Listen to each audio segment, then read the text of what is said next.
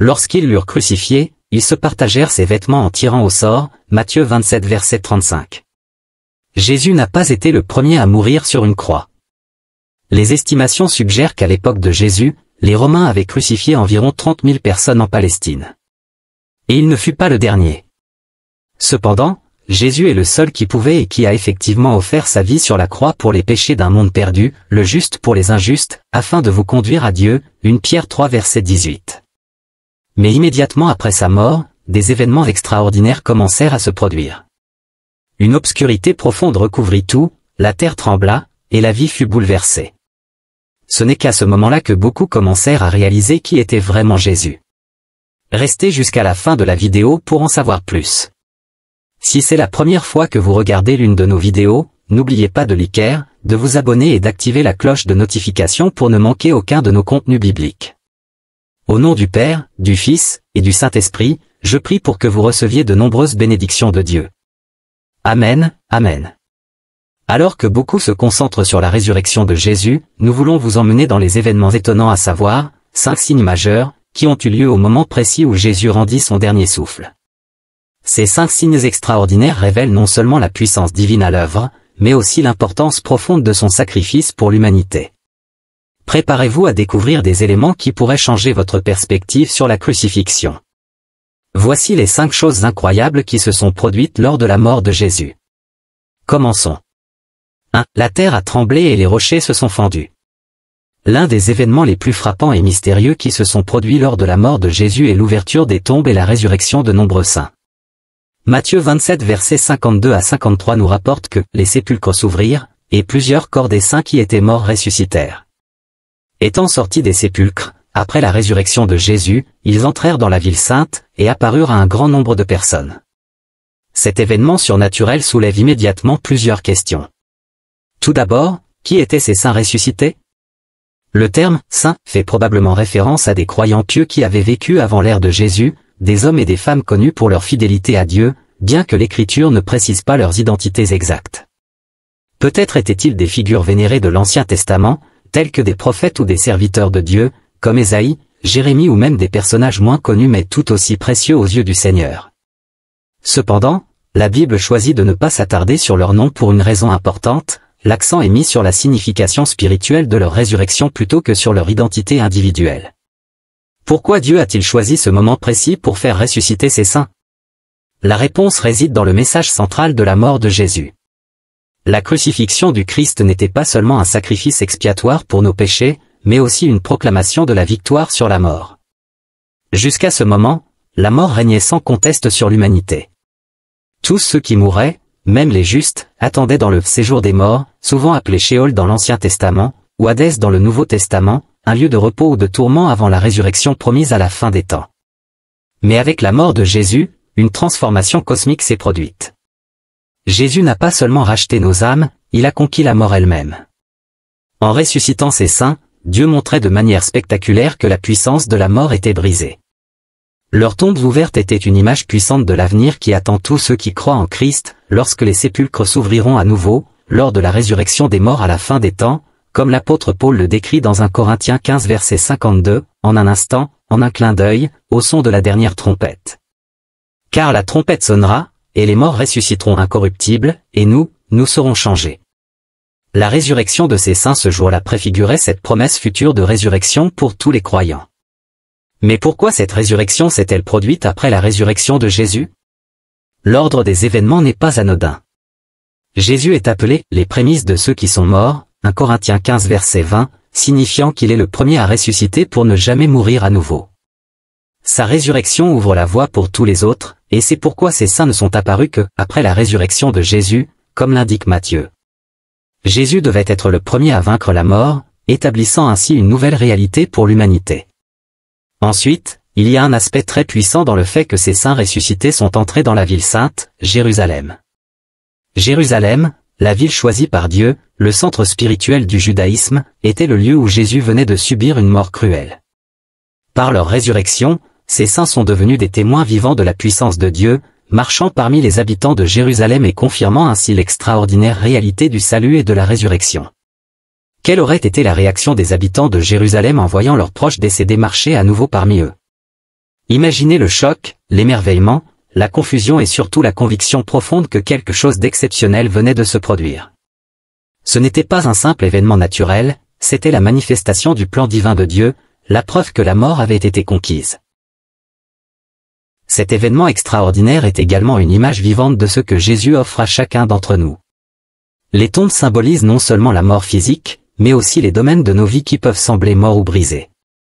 Les rêves abandonnés, les relations détruites, les espoirs évanouis, toutes ces choses que nous pensions irrécupérables. Mais en Christ, il n'y a pas de situation trop désespérée, pas de mort trop définitive. Tout comme ces tombes se sont ouvertes à la mort de Jésus, nos propres tombes peuvent être ouvertes, et Dieu peut y insuffler une nouvelle vie. Enfin, cet événement nous invite à réfléchir à notre propre foi et à notre attente de la résurrection future. Si ces saints ont été ramenés à la vie par la puissance de Dieu après la résurrection de Jésus, combien plus devrions-nous avoir confiance en la promesse de Dieu pour notre propre avenir éternel? La résurrection de Jésus-Christ est la garantie que la mort n'aura pas le dernier mot dans nos vies.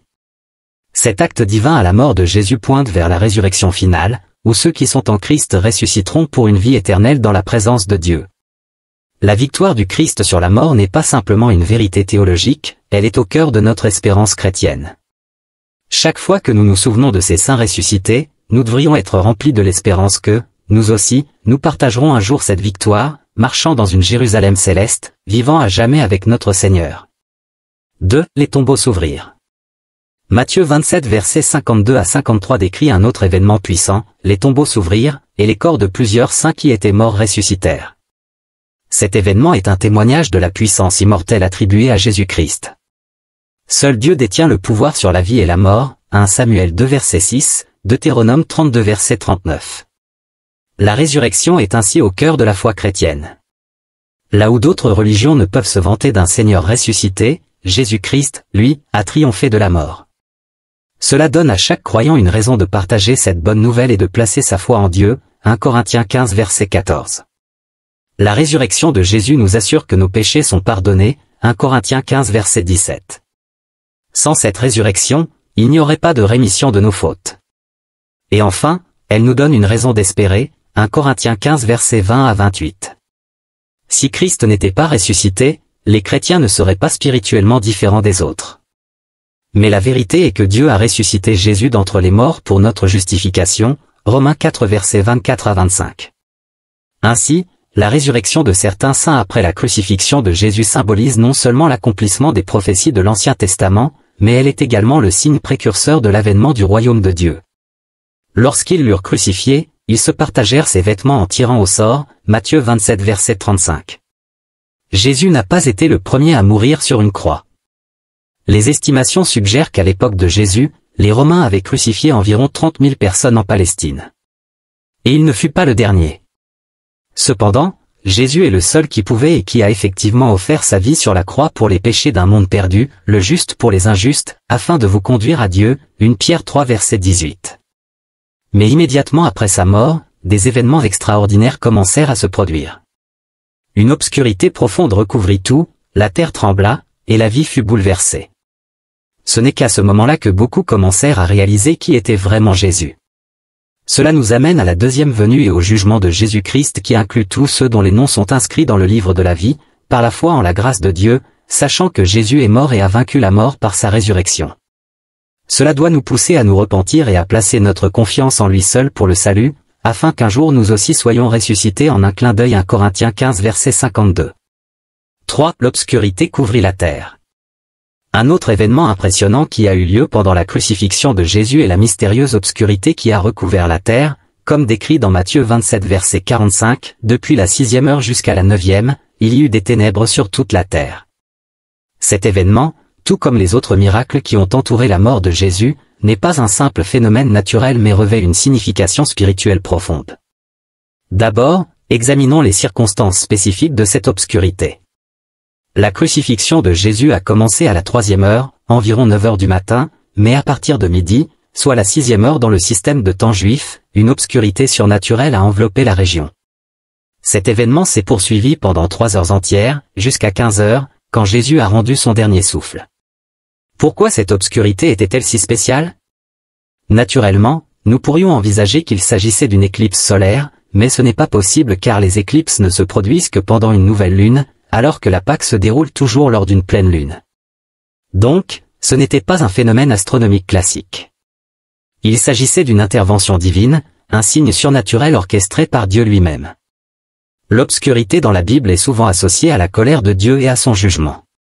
Un exemple frappant est la 9e plaie d'Égypte, Exode 10 versets 21 à 22, où une obscurité palpable et profonde est tombée sur tout le pays pendant 3 jours, marquant le jugement divin sur Pharaon et son peuple. Ici, à la crucifixion, cette obscurité signale à nouveau la présence du jugement de Dieu, mais cette fois-ci, le jugement ne tombe pas sur les pécheurs.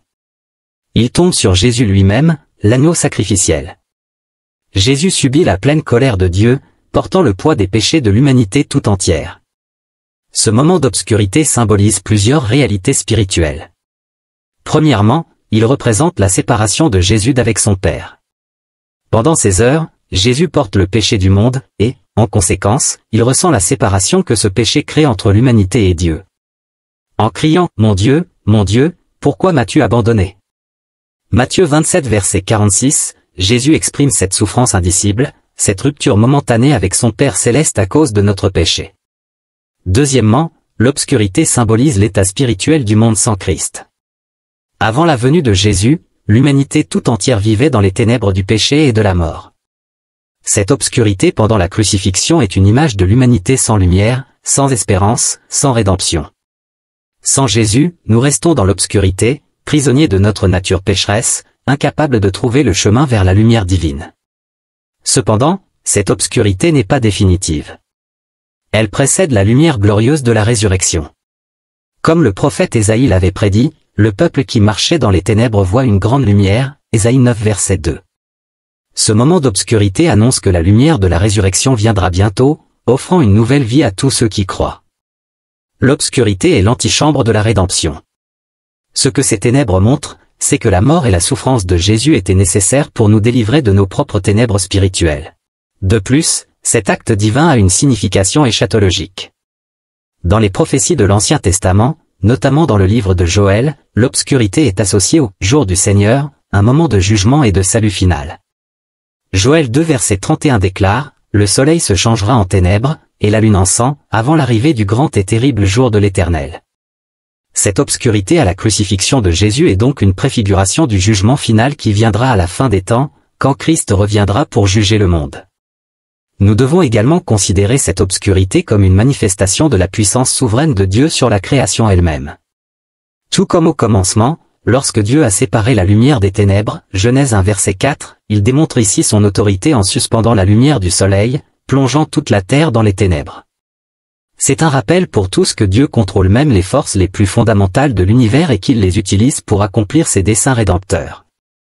Mais cette obscurité n'est pas seulement un phénomène cosmique. Elle a une application personnelle pour chacun d'entre nous. Nous avons tous connu des moments de ténèbres, dans nos vies des moments de doute, de douleur, de désespoir. Parfois, ces ténèbres peuvent sembler écrasantes, comme si la lumière de Dieu était absente. Mais l'obscurité qui couvrit la terre pendant la crucifixion de Jésus nous rappelle que même dans nos moments les plus sombres, Dieu est à l'œuvre. Les ténèbres ne sont jamais le dernier mot, car la lumière de la résurrection éclaire toujours nos vies. L'obscurité de la croix est donc une leçon d'espoir. Elle nous montre que même lorsque tout semble perdu, Dieu a un plan de rédemption en cours. Tout comme Jésus a triomphé des ténèbres de la mort par sa résurrection, nous aussi, nous sommes appelés à sortir des ténèbres de notre propre péché et désespoir, pour marcher dans la lumière glorieuse de la vie nouvelle en Christ. Enfin, ce moment nous rappelle que nous avons un rôle à jouer dans la diffusion de cette lumière au monde. Jésus a dit à ses disciples, « Vous êtes la lumière du monde » Matthieu 5 verset 14. En tant que croyants, nous sommes appelés à porter cette lumière aux autres, à apporter l'espoir et la vérité à ceux qui sont encore prisonniers des ténèbres spirituelles. C'est notre mission, d'être des porteurs de lumière, tout comme Jésus est la lumière qui éclaire chaque cœur et chaque âme. 4. Le voile du temple se déchira. Un autre signe marquant de la crucifixion de Jésus fut le déchirement du rideau du temple à Jérusalem, tel que rapporté dans Matthieu 27 verset 51, et voici, le voile du temple se déchira en deux, depuis le haut jusqu'en bas. Cet événement est lourd de signification spirituelle et représente une transformation profonde dans la relation entre Dieu et l'humanité. Pour bien comprendre l'importance de cet acte, il est essentiel de savoir ce que représentait ce rideau. Le temple de Jérusalem était au cœur de la vie religieuse juive. Il s'agissait du lieu où les sacrifices étaient offerts à Dieu et où la présence divine résidait. Le rideau séparait le Saint des Saints, le lieu le plus sacré du temple, du reste de l'espace. C'était derrière ce rideau que l'arche de l'Alliance était autrefois placée, symbolisant la présence tangible de Dieu sur terre. Personne n'avait accès à ce lieu sacré, à l'exception du grand prêtre, qui ne pouvait entrer qu'une fois par an, le jour du Yom Kippour, pour offrir des sacrifices expiatoires pour les péchés du peuple, Hébreux 9 verset 7. Le rideau était donc un symbole puissant de la séparation entre Dieu et l'humanité, causée par le péché. L'épaisseur et la taille impressionnante du rideau, selon certaines traditions, il mesurait environ 18 mètres de haut et 10 cm d'épaisseur, reflétait l'inaccessibilité de la présence de Dieu pour l'homme ordinaire. Lorsque Jésus meurt et que ce rideau se déchire de haut en bas, c'est un signe extraordinaire que cette séparation entre Dieu et l'humanité est abolie. Ce n'est pas un homme qui a déchiré le rideau, mais bien Dieu lui-même, puisque le déchirement vient d'en haut. Ce geste divin marque la fin d'une ère, celle de l'Ancien Testament où les sacrifices d'animaux étaient nécessaires pour le pardon des péchés. À ce moment précis, le sacrifice ultime venait d'être offert par Jésus, l'agneau de Dieu, qui ôte les péchés du monde, Jean 1 verset 29. Son sang versé à la croix a satisfait pleinement la justice de Dieu, rendant inutile tout autre sacrifice. Que signifie ce déchirement pour nous aujourd'hui? Il symbolise avant tout l'accès direct à Dieu. Avant, seuls les grands prêtres pouvaient se tenir en présence de Dieu pour intercéder au nom du peuple. Maintenant, par la mort de Jésus, chaque croyant a un accès direct au Père Céleste. Hébreux 10 versets 19 à 20 nous rappelle que nous avons, au moyen du sang de Jésus, une libre entrée dans le sanctuaire, par la route nouvelle et vivante qu'il a inaugurée pour nous au travers du voile, c'est-à-dire de sa chair. Jésus est devenu notre grand prêtre parfait, celui qui intercède en notre faveur devant Dieu. Nous n'avons plus besoin d'intermédiaires humains ou de rituels pour entrer dans la présence de Dieu. Nous pouvons venir à lui avec assurance, parce que Christ a fait le chemin pour nous. Ce geste nous montre à quel point le sacrifice de Jésus a radicalement transformé la manière dont nous pouvons nous approcher de Dieu. Il n'est plus distant, caché derrière un voile, mais proche, accessible à tous ceux qui croient en Jésus. Le déchirement du rideau marque aussi la fin du système sacrificiel de l'Ancien Testament. Jésus a accompli ce que les sacrifices d'animaux ne pouvaient jamais faire, effacer complètement les péchés et rétablir la communion parfaite entre Dieu et l'homme. En Hébreux 9 verset 12, il est écrit que Jésus est entré une fois pour toutes dans le lieu très saint, non avec le sang des boucs et des veaux, mais avec son propre sang, ayant obtenu une rédemption éternelle. Cela signifie que la mort de Jésus est suffisante pour couvrir tous les péchés, pour toujours. Par ailleurs, le déchirement du rideau a aussi une signification eschatologique. Il pointe vers la venue du royaume de Dieu, où il n'y aura plus de séparation entre Dieu et les hommes. Dans la vision de Jean, dans l'Apocalypse 21 verset 3, il est dit, « Voici le tabernacle de Dieu avec les hommes. Il habitera avec eux, et ils seront son peuple, et Dieu lui-même sera avec eux. » Ce moment prophétique sera l'aboutissement de ce que le déchirement du rideau annonçait, une relation rétablie et complète entre le Créateur et ses créatures. Mais ce n'est pas tout. Le déchirement du rideau nous enseigne également quelque chose de personnel, Jésus est le seul chemin vers Dieu. En Jean 14 verset 6, Jésus déclare, « Je suis le chemin, la vérité et la vie. Nul ne vient au Père que par moi. » Autrefois, le chemin vers la présence de Dieu passait par le rideau et les sacrifices rituels. Maintenant, il passe par Jésus. Il est notre rideau vivant, celui par qui nous avons accès à la grâce et à la miséricorde de Dieu. En somme, le déchirement du rideau du temple est un événement riche de symbolisme et de promesses. Il nous rappelle que la barrière du péché a été brisée, que l'accès à Dieu est désormais libre et que le royaume de Dieu est déjà en train de se manifester ici et maintenant. En tant que croyants, nous sommes invités à entrer dans cette réalité avec foi, sachant que Jésus a déjà ouvert le chemin pour nous. Il ne reste plus de barrières, plus de voile.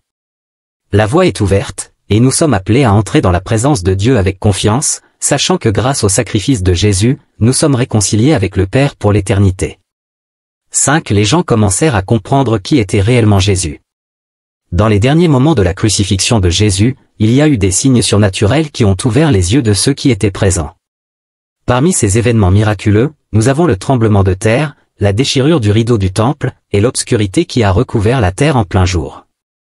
Mais au milieu de tout cela, un moment particulier se distingue, la réaction du centurion romain et des soldats qui surveillaient l'exécution. Matthieu 27 verset 54 nous raconte cet instant crucial, le centurion et ceux qui étaient avec lui pour garder Jésus, voyant le tremblement de terre et ceux qui venaient d'arriver, furent saisis d'une grande frayeur, et dirent, certainement, cet homme était fils de Dieu.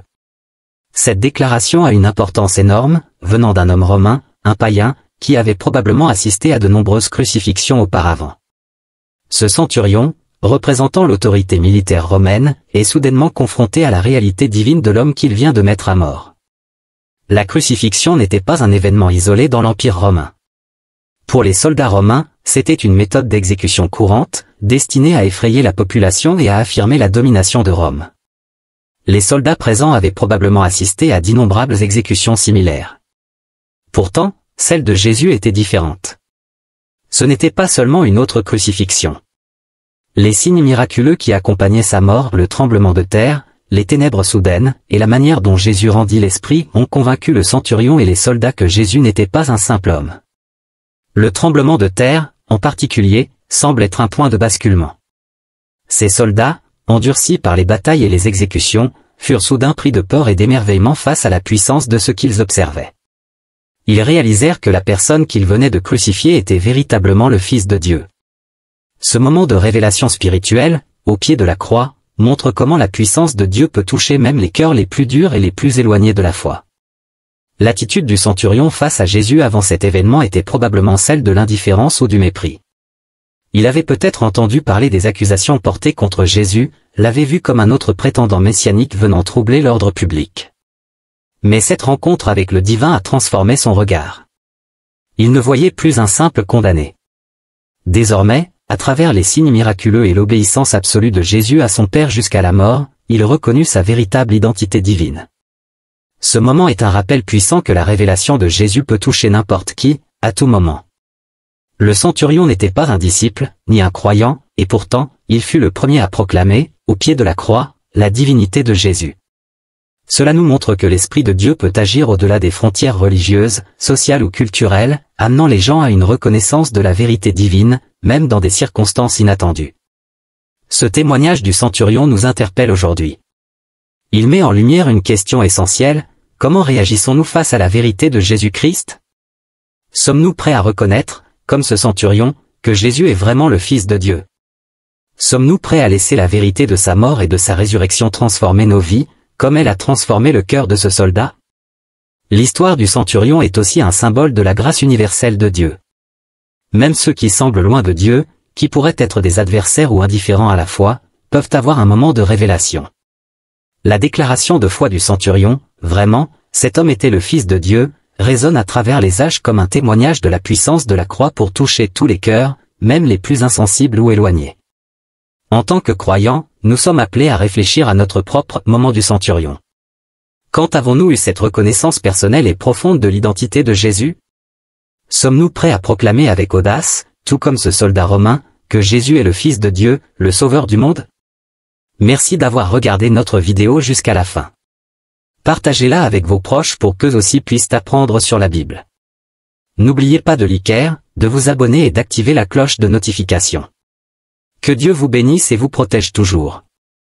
Amen.